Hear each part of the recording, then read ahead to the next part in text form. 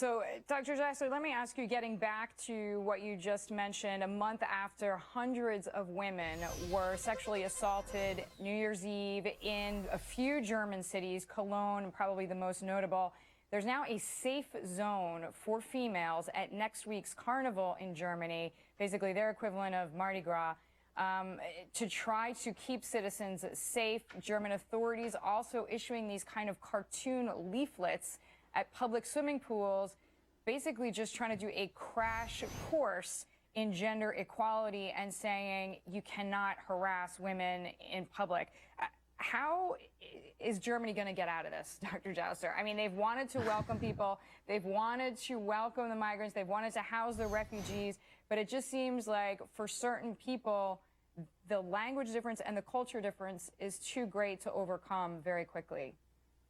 Yeah, I mean, it's you know, listen, I've been very frank about the fact that we can't change the narrative about being the beacon of freedom, the city on the hill in the West to counter the ISIS ideology, but it was happening too fast.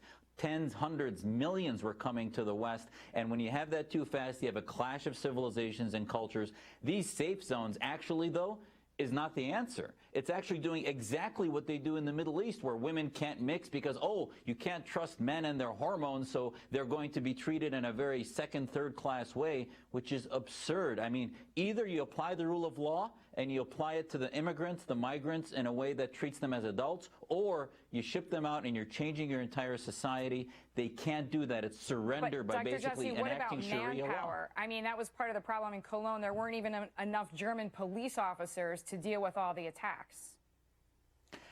Well, the answer, though, is not to create a Middle Eastern type society that segregates separate but unequal for men and women. I guess if that's the only way to protect them, but they're basically changing the very fabric of the equality of sexes in order to appease violent barbarians who have come into their society, which, by the way, most Muslims would not want that either. We're trying not to have mosques separate men and women because of this type of appeasement that it does to the way men treat women in Muslim-majority societies in very subservient ways. So by separating it, you're basically putting a Band-Aid on it and causing it to actually fester more rather than treat the true disease, which is a 13th century mentality.